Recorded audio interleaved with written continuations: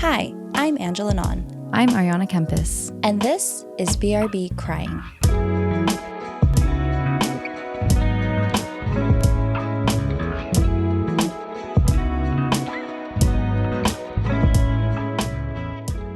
Hello, everyone. Welcome back to BRB Crying. I'm Ariana, also known as Arns. And I'm Angela, also known as Nins. And Happy New Year. Happy New Year. We are opening up season 3 of this podcast where two best friends Oh my God. two best friends sit on a couch, we laugh, we cry, we explain why. We are here to talk about our feelings in a very approachable, like super chill way. Yeah. You know? We're so chill. Like so chill. We're so cool. We're so approachable. In each of our episodes, the two of us find something in this world, in this lifetime, that has moved us to tears, and we gossip to each other about it. Beautiful. Welcome to all of you new listeners. Welcome back to all of our crybabies. Hope you missed us just as much as we missed you. Yeah. I'm excited to be back. It's been a nice little break we've had. For any of you new listeners, we did set out to have weekly episodes and very quickly found out that that's really fucking hard when you do everything yourself. Okay, so we do 10 episode batches. So if you're tuning in for the first time, this is the beginning, as Nin said, of our 3rd season. And it's 2025. Crazy.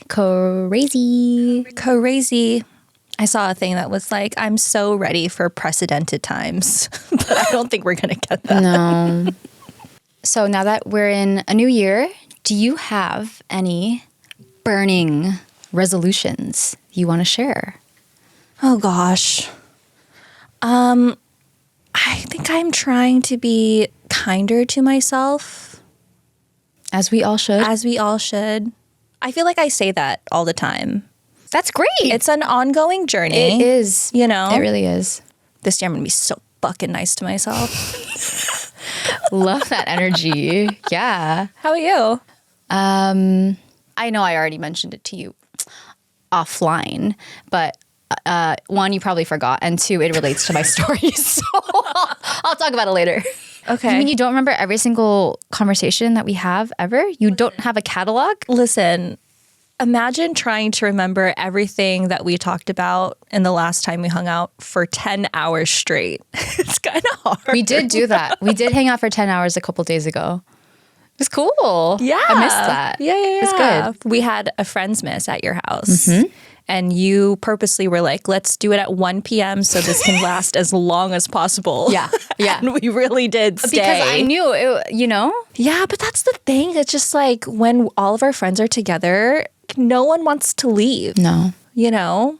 No, yeah. And like, I think we only left out of obligation. Yeah. Not because like, all right, I'm done with this. Yeah. We could just keep going. Yeah. You know? Because my child was crying because we were so loud. Oh my God. Party pooper. Oh my God. Yeah, what a baby. All right. Well, did you have a good holiday? I did. Yeah. Yeah. Any highlights, or will you tell me later? What I'm going to talk about. Okay. What about you? It was low key. I think we had a lot of like events that our social battery, by the time it was New Year's Eve, I was like, dude, I'm not fucking doing anything. We're going to chill. Nice. So that's what we did. Ended the year soft. Nice. Which was nice. Love it. I do have an announcement. Lay it on me. So, I don't know how many times I need to say this. There are so many of you incredible crybabies out there. So many listeners.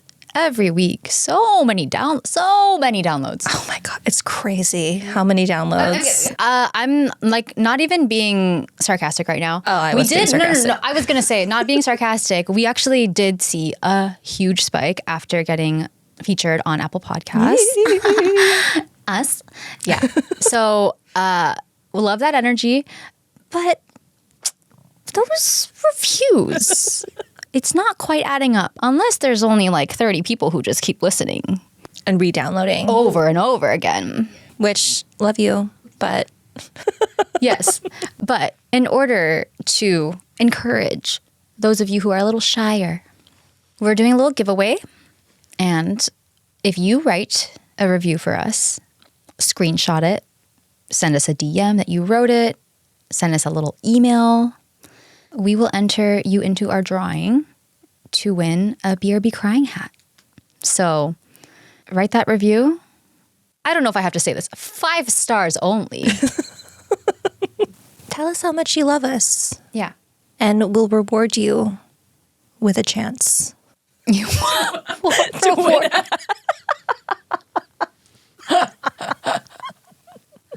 Someone was like, all right, fuck these girls. I'm not listening to this shit. In fact, 1 star.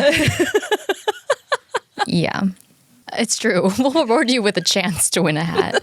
But all in good fun. All in good fun. So yeah, listen to Arns. Write us a review. Join the community. And we'll be your best friends.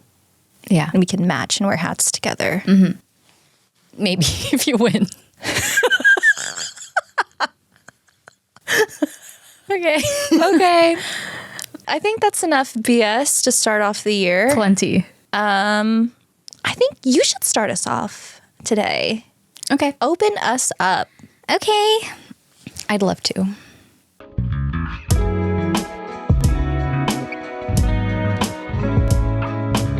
Folks, I have an iPad in front of me for the first time ever. I actually don't know how to unlock it. I'm borrowing it from someone because I'm fucking cheap as fuck and I won't buy my own. Okay, so no more little guessing games.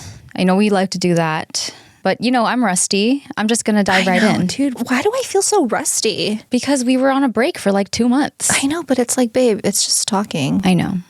It's not just talking. It's storytelling. It's performing. To be a woman is to perform. Okay.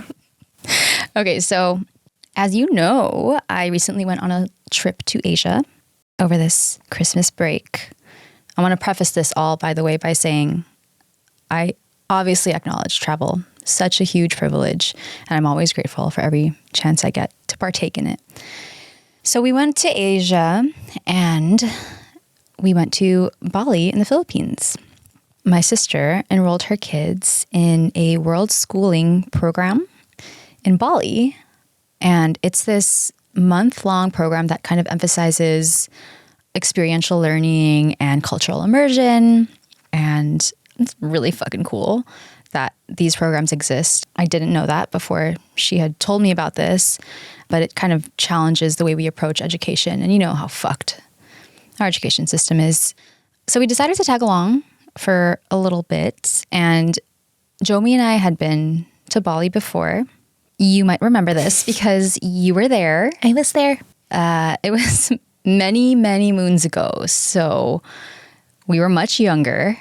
And at that time, it was definitely more about just like hanging out and like partying and like we went to a club. Do you remember? Yeah, but we went to a club at like 8 p.m. because we didn't want our driver to wait out too long for us. And then we left at like 10. Yeah.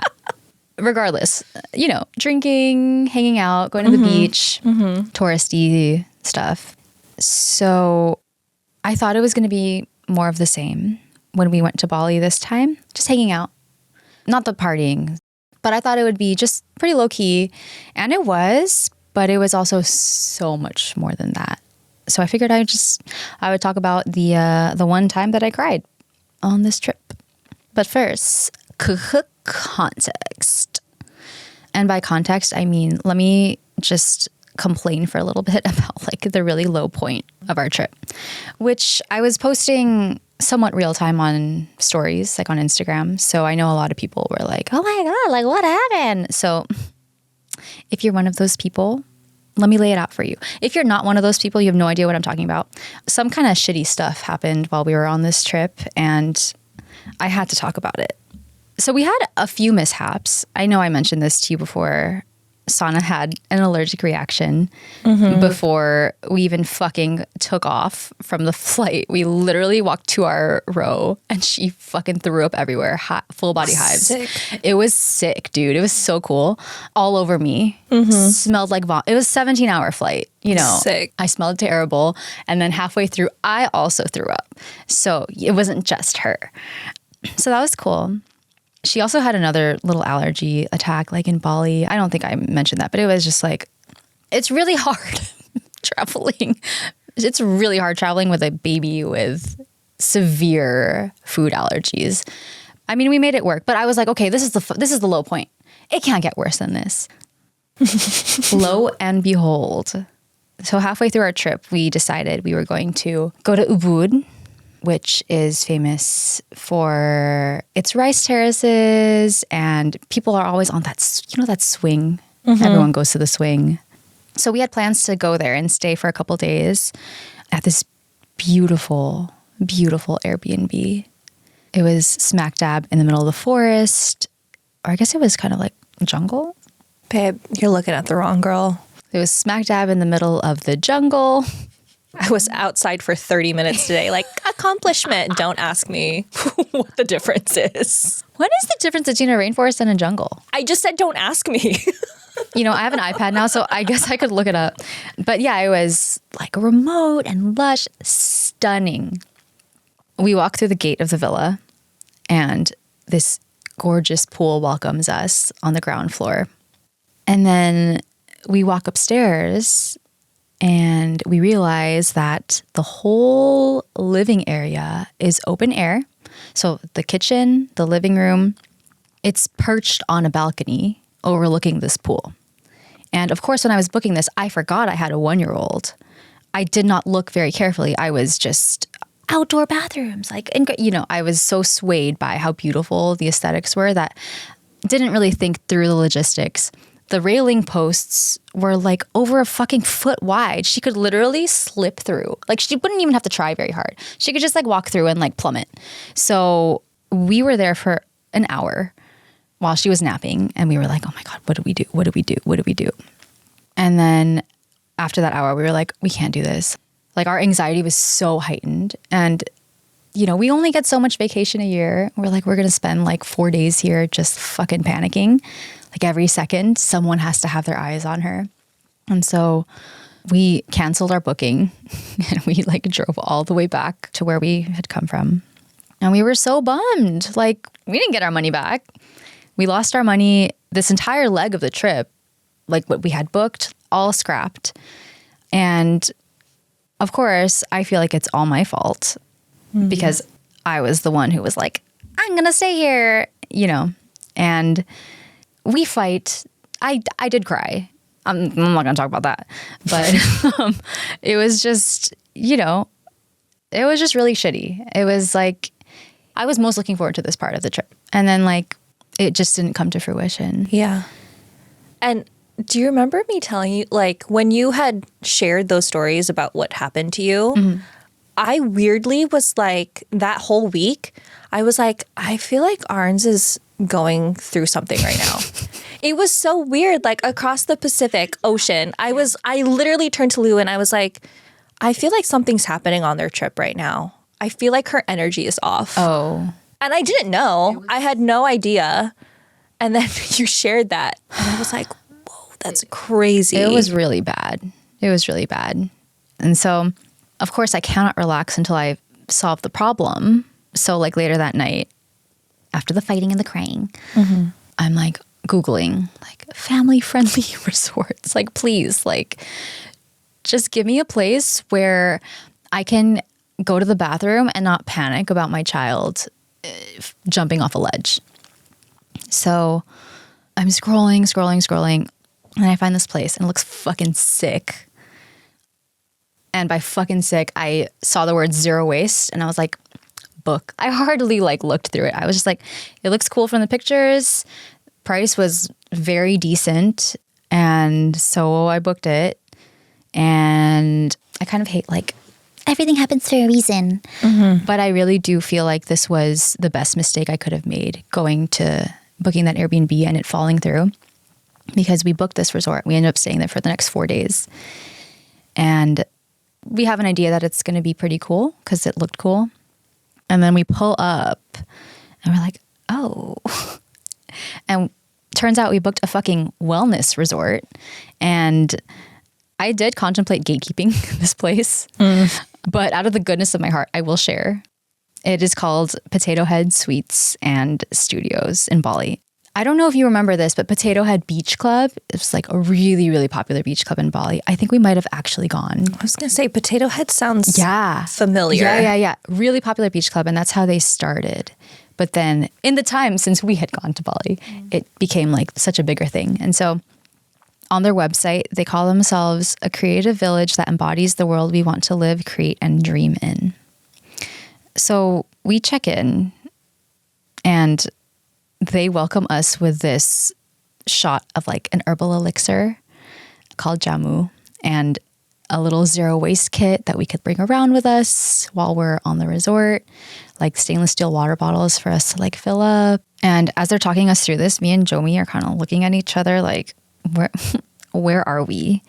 And then we get to the room and we see the spread for activities for the whole week. And I was expecting like, I don't know, maybe, I actually don't know what I was expecting. I actually did not expect anything at all. I expected a cool room, which it was, but there was a whole spread of activities for the week. Some were paid, some were free, but there was like incense making and sunrise yoga and meditation and traditional Balinese healing sessions and hypnotherapy and travel astrology and traditional Chinese medicine, breath work. Like it just went on. And I was like gonna shit myself. I was like, oh my God, like I Googled family friendly resorts. Like how did we stumble upon this place? And it was a dream. It was everything that Jomi and I seek to embody like in our everyday lives, just condensed in this place. And I also wanted to share from their website. So under the wellness section or well-being section, it says, Merasa, Indonesian for to feel, invites you to discover a path to well-being that is uniquely yours, to intuitively feel the needs of your body and mind. Doing things the Potato Head way, we honor the philosophy of duality within Balinese culture, embracing both peace and pleasure to gently guide you towards a natural inner balance. Well-being is not a destination, but an ongoing journey. And I don't know if I've ever stayed at a place where I've felt such energetic alignment. I think that's what was different about this place. The staff like knew Sana by name. We would walk by like, hi, Sana. And like we would spend hours just roaming the whole property and swimming and reading and napping and just nourishing ourselves. They have a whole like plant-based restaurant on top of all their other places to eat, but just existing in this beautiful place.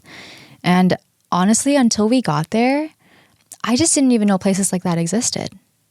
Every corner is infused with intention, and pleasure acts as a portal of discovering yourself. And I don't know, it just made me realize that even if my own day-to-day life isn't nearly as lavish as staying at this wellness resort, it doesn't mean that I can't find ways to infuse my own life with more of what I want and less of what I don't. I could spend my days scrambling around, like trying to check off these items on my to-do list. But when I was there, I realized what does any of it mean if I'm not even enjoying myself in all these routine things? And also, why do we demonize pleasure if it makes our experience on this honestly really fucking shitty earth just a little less shitty? So in short, these 4 days just completely revolutionized how I spend my waking hours and what I want to dedicate my time to this year. Like today, for instance, I wake up at like fucking 4 or 5 a.m. I woke up and I meditated a little, and then I was like, I think I'm just going to go back to sleep. I think I can go back to sleep. And then I went back to sleep for like another hour. And then I ate my lunch just like sitting in the sunshine, and like I burned incense like while I was working. And it was just, oh my God, there are so many things that I can do to just infuse my life with pleasure. And I don't know, I was just reminded that there is very little that I have to do. And in recognizing that, I'm able to make space for more of what I actually really want to do. So, when did I cry, you ask, dear listener? So, at the end of this 4-day stay, we catch really early morning flight. And I don't know what, this always happens. It's always like a drive in the dark. We're passing the sights as we're heading to the airport. I always cry when I'm leaving a place heading to the airport. And I was wistful about leaving what was essentially my definition of paradise. But more than that, I felt like I was leaving a part of myself behind. And in exchange, I was given this new shiny piece that didn't quite fit with the rest of me. And in that moment, I realized that the beautiful thing about opening ourselves up to new experiences, whether it's like traveling the world or even just trying something new for the first time, we humble ourselves to be changed over and over again.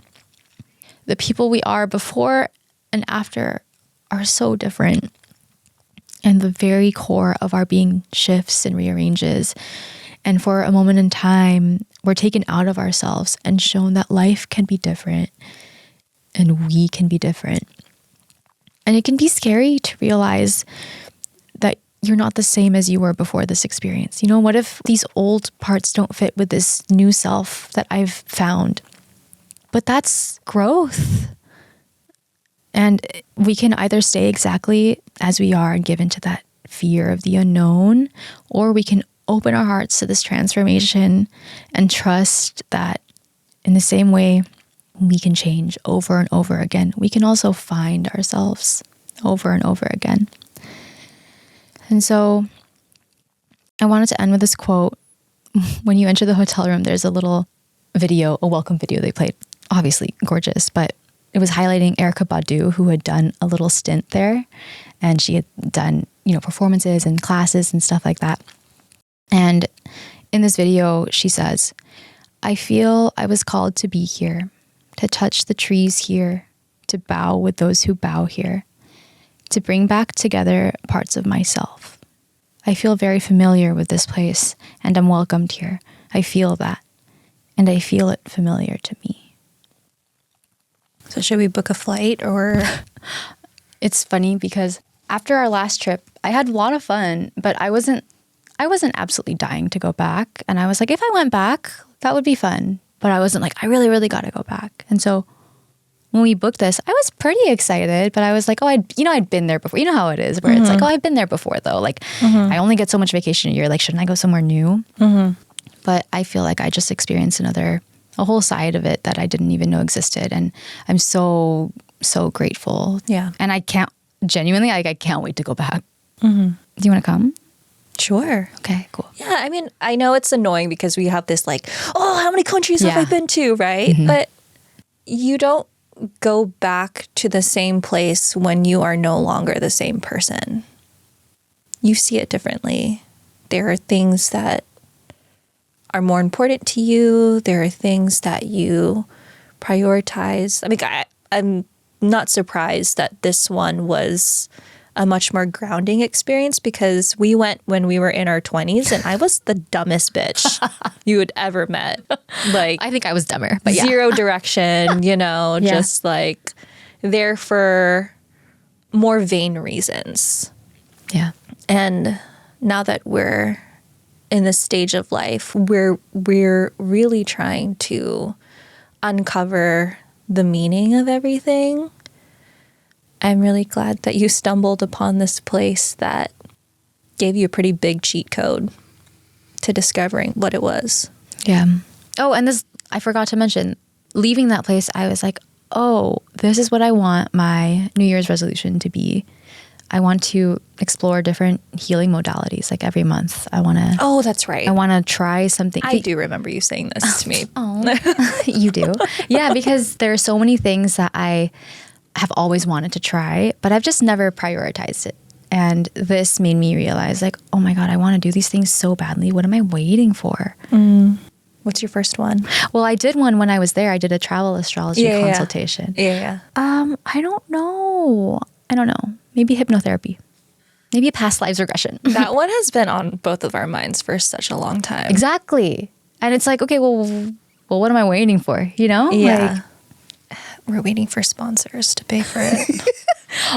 Charge it to the card.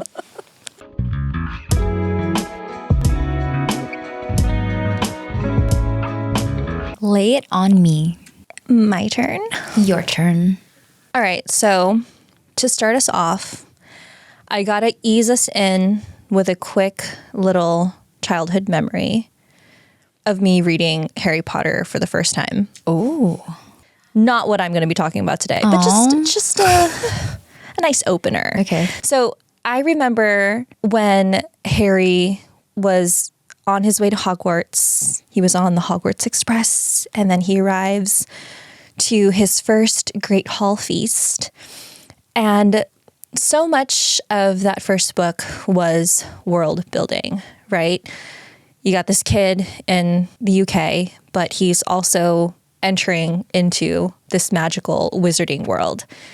And the book is describing all of these fantastical settings and explaining magic, and everything was just brand new, right?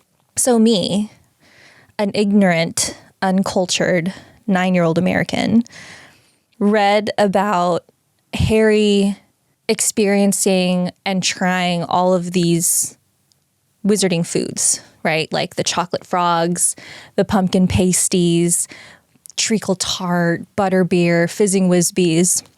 What about the jelly beans?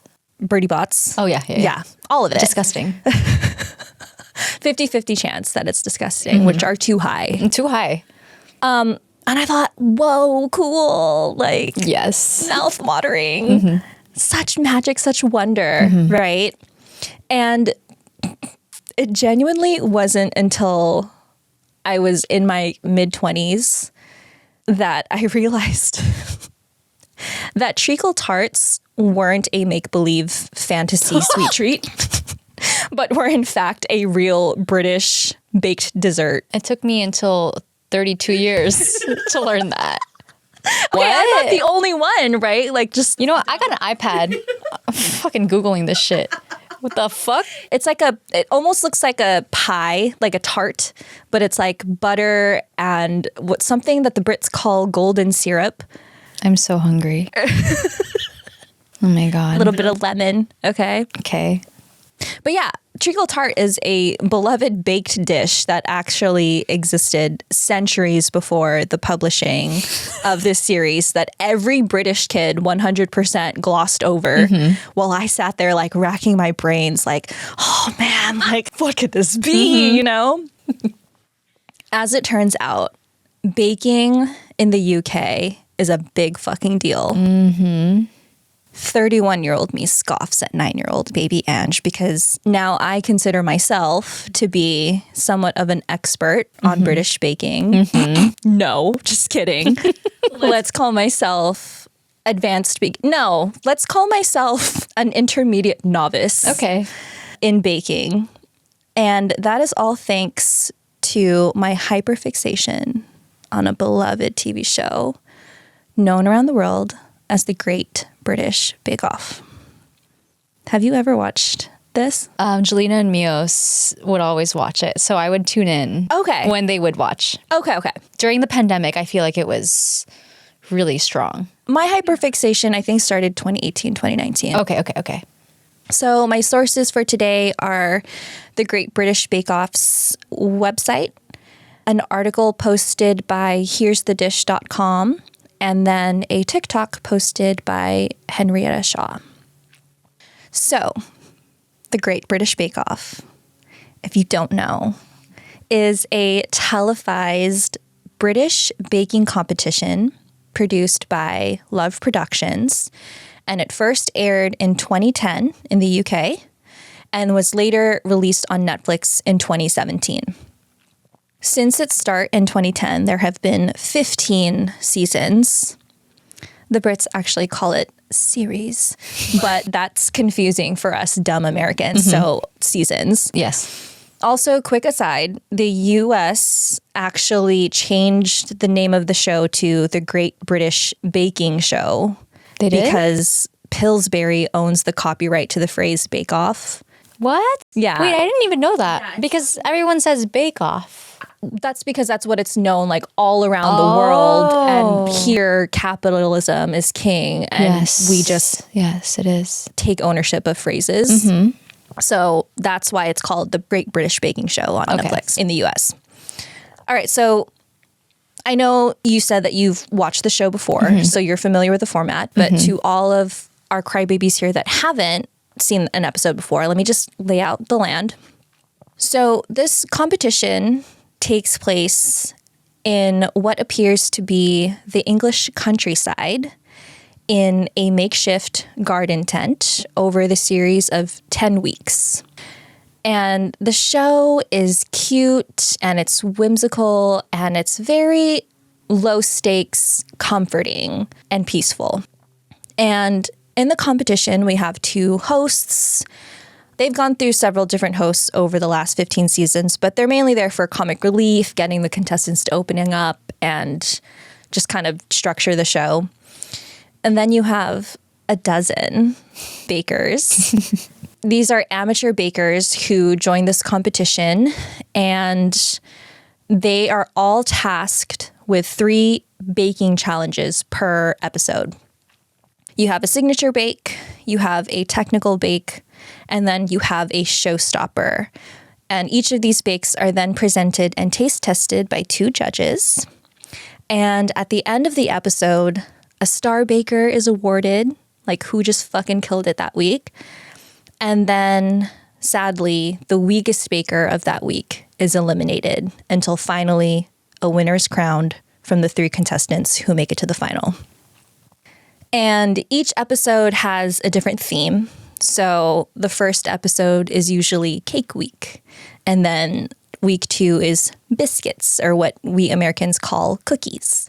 Very different. A biscuit is from KFC with honey. That's what I'm saying, right? But their cookies are like all crunchy. And I know you like an almost raw. Yeah. Raw if I can help gooey. it. Yes. So yeah, the signature bake is a chance for the bakers to share their tried and true recipes, things they're comfortable baking for family and friends. They're given like a very brief, like bake a cake. It can be whatever flavor, it can have whatever decorations, just as long as it's completed in a set time. And then the second challenge, which always stresses me the fuck out, is the technical challenge. And they're given the name of a baked good, and they're given all the ingredients, and then they're given an incredibly vague recipe. And they're like, all right, finish it in 2 hours and 15 minutes. And the recipe will literally be like, step 1, make a custard. Bitch, I don't fucking know what to make. I wouldn't even know where to start. Yeah, exactly, right? But, you know, obviously very clearly testing their basic knowledge and technical skills as a baker. And then lastly, we have the showstopper. Go all fucking out at the end of this. And it's a bake that combines both their skills as a baker as well as their skills as an artist. Make it beautiful, make it stunning to look at, but it also has to be delicious. And it also has to be done in a certain amount of time. So, you know, the structure of the show is a very basic competition. And our television and our streaming programs are saturated with a bunch of game shows and cooking shows and reality TV. So why is it that this particular show has really stood out and garnered such a huge fan base? Like, I don't know if you ever watched Iron Chef, where everything is so stressful, everything is so life or death, and it's like everyone is an enemy and like it's so harsh and it's so cutthroat. And this show, The Great British Bake Off, is just the complete antithesis of all of that. It is such a delight to watch.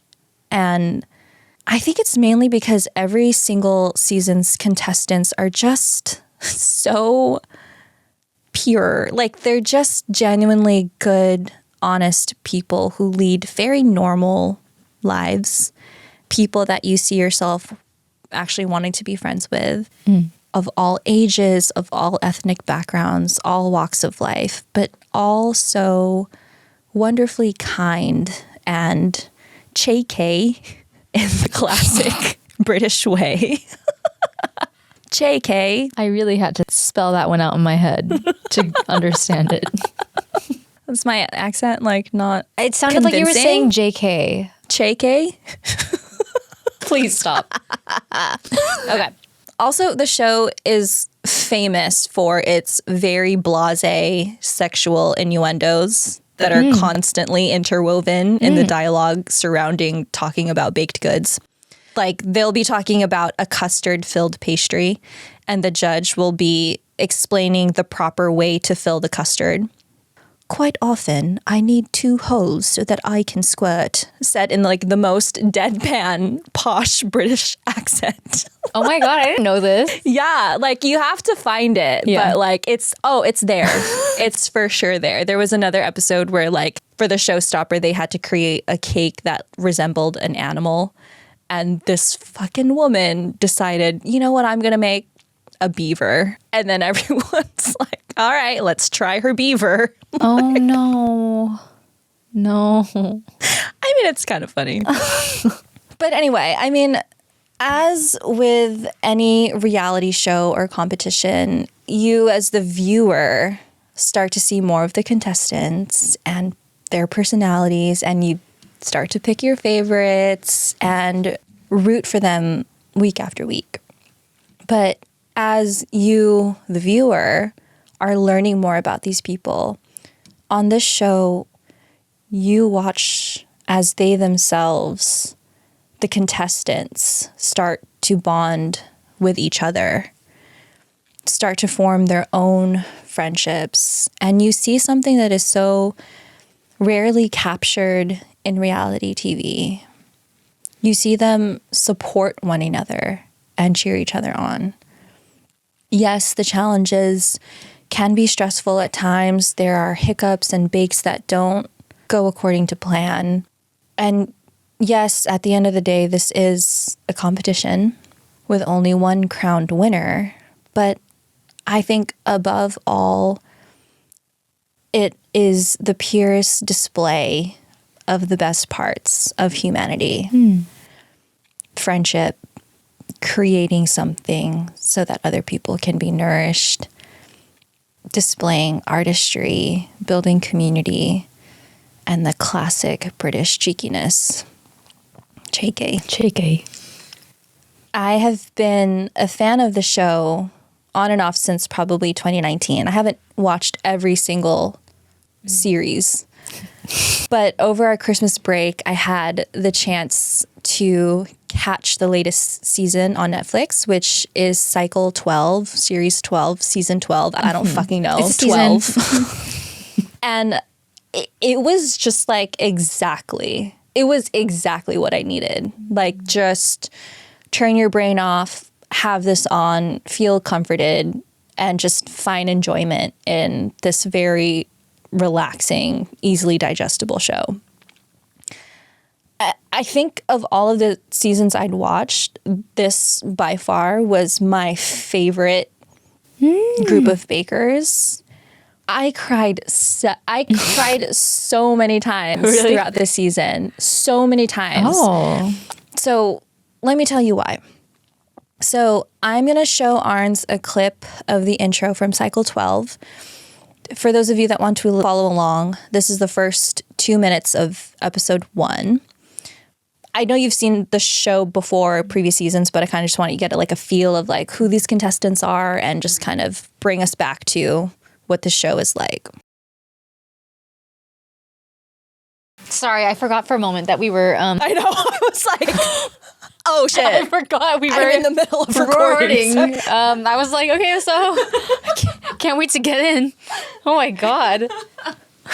Okay. But you see what I mean? It's just so easy to watch. It's just so charming. So fucking cute.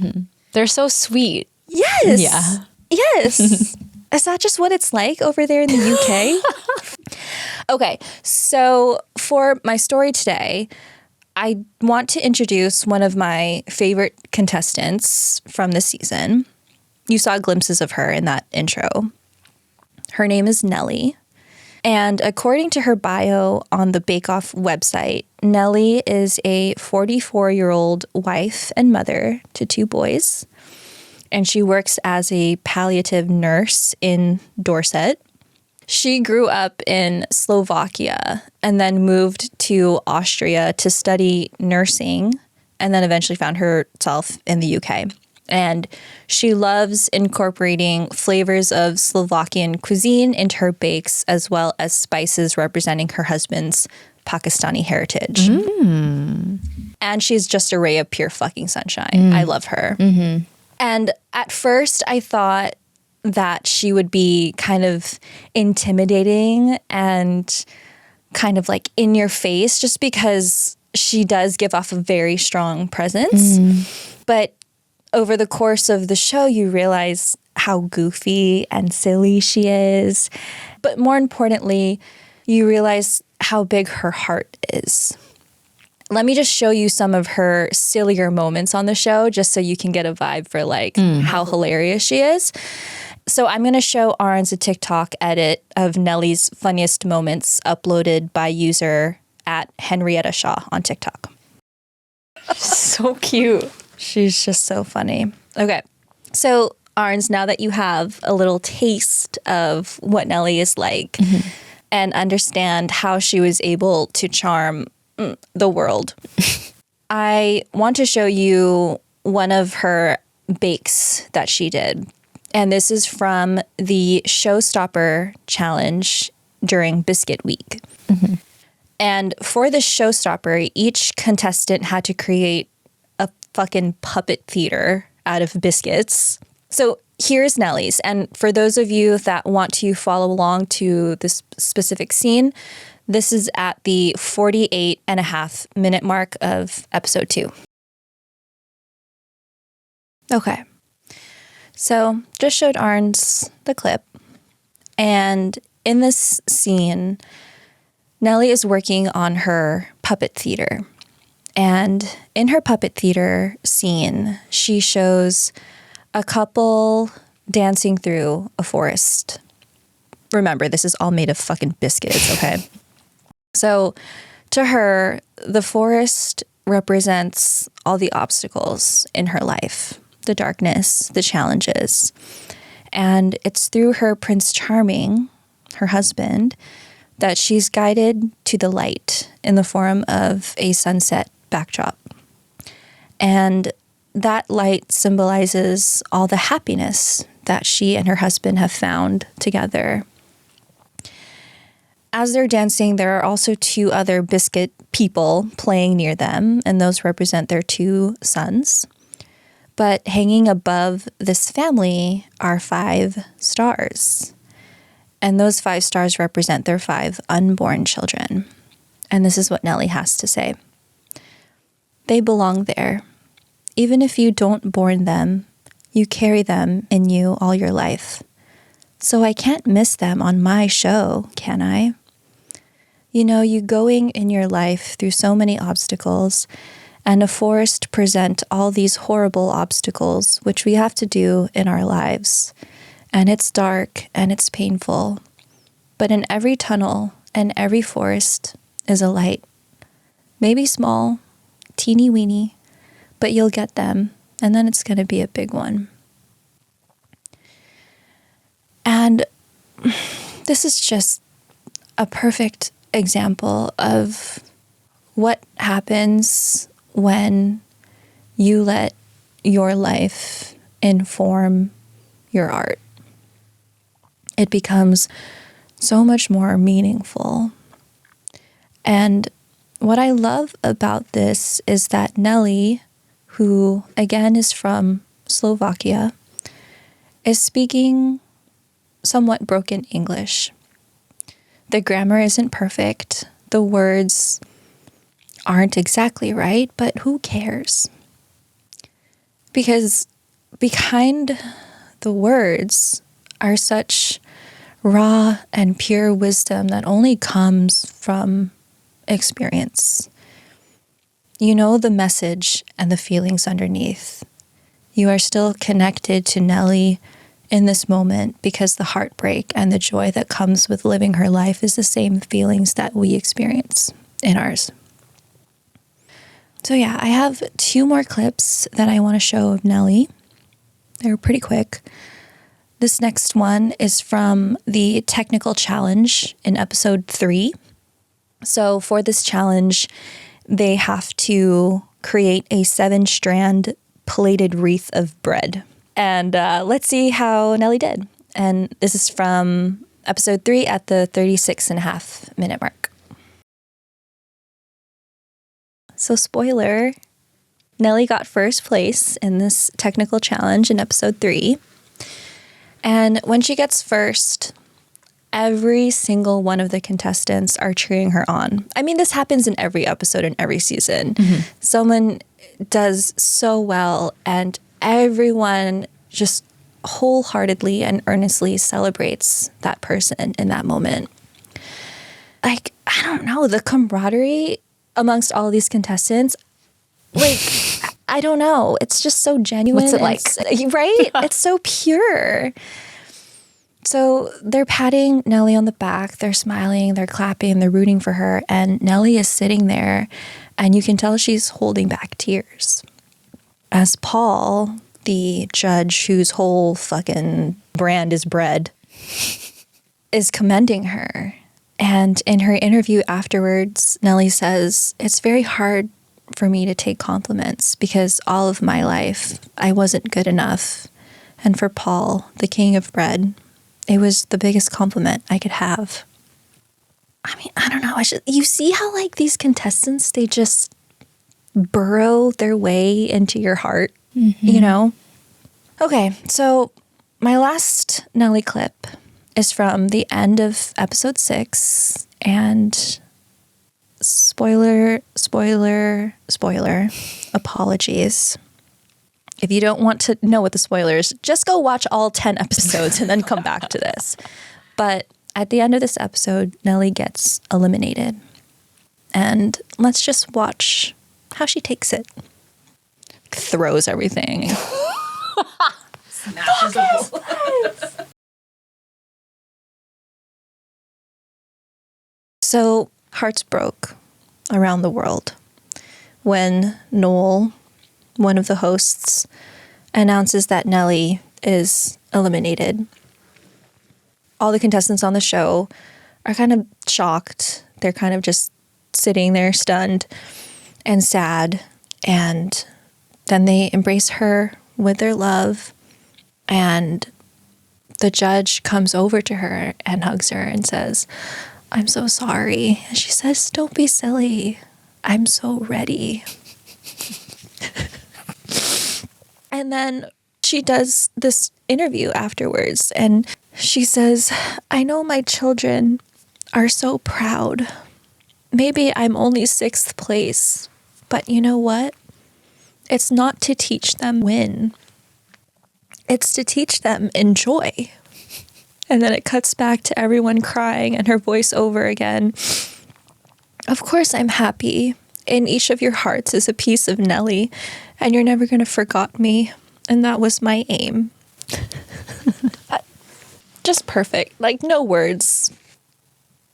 I think this show just taught me how there are so many more important things than winning. It's about being present. It's about enjoying your passions. It's about challenging yourself. It's about building community and learning that celebrating someone else's successes will never take away from your own worth. And I just loved how Nelly said that once this journey for her came to an end, she was so ready for what was next. Like, if only we all had that grace and that wisdom to not look at this as a loss, but to look at this as a win.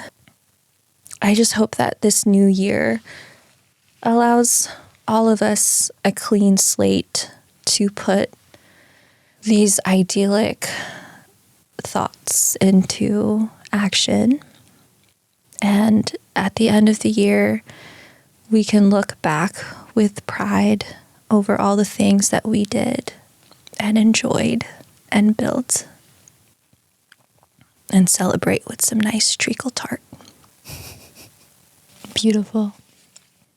It was so effortless and genuine the way she was like, no, I'm so ready. And because you know how sometimes you don't want to be a sore loser and you tried so hard to find the silver lining. But for her, like, no, genuinely, like, what a gift the whole thing was for her.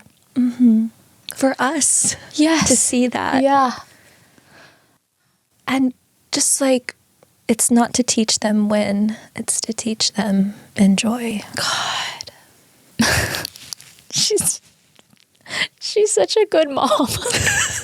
Right? Wow. The thing is, yes, I cried for so many of these Nelly moments. She was one of but 12 contestants that made me cry. Yeah. There were so many other moments on this season that made me cry. My story was just getting way too long, but I think just at the core of all of it is just a group of people that start off as strangers, and then they go through this competition that challenges each of them in so many ways. And instead of viewing each other as competition, they come out as family. And I love that piece she said at the end about, you all leave with a piece of me. I was like, are you kidding me? What? Yeah, the show's fucked up.